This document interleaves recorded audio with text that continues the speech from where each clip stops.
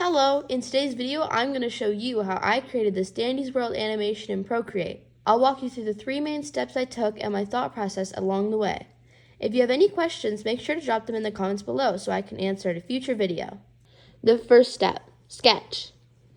As you can see here, I'm using a sketch to lay out my ideas first before I go into any of the details. If you're wondering why there's a bunch of different layers that you can see, it's because I'm using onion skin. Onion skin is so you can see the before and after in your frames.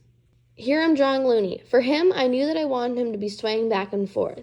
It's a pretty easy animation to do. So I used a hip swaying motion. That way I can use a circle in a curved line to direct his line of motion. If you're wondering why it looks so crazy, it's because I'm going back and forth to check that I have the motion right. Once I knew that I had it right, I started with the tail. Now, the tail works on a separate frame rate than the whole body. It has no repeating motion. It goes on its own line of motion. So I had to draw the tail in each frame of this animation over and over again. It took a bit of time, but it looked right. After I was finished drawing the tail, I went back to my old frames and played the animation a couple times. This way I caught some of the errors I made and I went back to fix them. After that, I started on Yada. Now, Yada is one of the most complicated characters I've ever had to animate, so it definitely was a challenge for me. There's important things about Yada that you need to know. First of all, she has a pretty complicated color palette. A lot of different colors that I'd have to color in. So I knew that was going to be a challenge for me, along with a lot of other movable parts, like her hair, and the streamers on her ears, and her tail, which is a bunch of little ribbons. The hardest part about this animation was probably the head turn and trying to get it all right. As you can see here, I'm moving the face around and adjusting things as I go because it got pretty complicated. The easiest part about Yada was her bean-shaped body. These two characters are pretty cartoony and it's pretty easy to animate.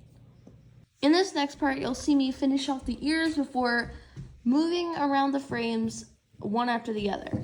This is where I made my biggest mess up. I started to copy-paste over frames that I didn't need to, and I had to restart all of that effort because I made that mistake. In this next part, you can see me using blue to mark out the streamers that she has. These move differently than the body. The body I was able to repeat over and over and over again, but these I wanted to move separately so they felt more real. This way, it wasn't just repeating. As you can see, animation is very repetitive.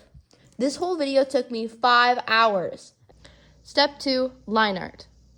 This is where you use your sketch for a guide to your final product. At first you can see me color it in, but then I go back and trace over my sketch to complete the final loop of my dance. If you notice, before I draw the tail, I start coloring in my line art. This is because the animation loops. This loop does not include the tail. The tail runs at its own pace, like I said previously in the sketch portion. An important part of Looney's character is that he's a balloon dog. So of course, I wanted to make sure that he looked as much like a balloon as possible in my animation. That's why I use white and at a lower opacity to make it look like he was shiny. Now that I'm done the loop of the body, I can move on to the tail. In this part, I drew the line out first and then I colored it in with the same yellow I used as his body. Next, I move on to the face. It's important that since the body's moving, the face also moves. It doesn't really stay still. Next, I line and color the faces. There's actually a lot more that goes into this. The squash and stretch. They go up and down to show more motion in the faces. This makes it look smoother. This coloring takes a lot of time, especially because of Yada, but in the end, it was all worth it because it really elevates your animation. Now, I knew it was coming next. I finally had to do Yada's part. I was dreading this since I started this animation, just because of how time-consuming her color palette is. So each time I did the line art, I went in with the coloring because I didn't want to have to go back and forth.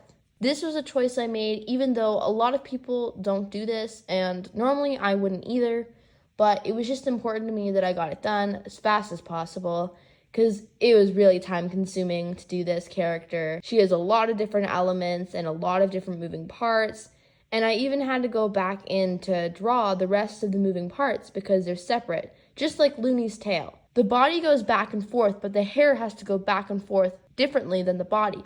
So I had to draw that on different frames than the body, which even made it more time consuming. If you made it to the end of this video, thank you so much for watching. As a small YouTube creator, it means a lot to me. If you found this video helpful, make sure to leave a like and subscribe because I'll be making more content like this and sharing my art with you. If you'd like to see the final animation, I've linked it in the description down below. Thanks for watching!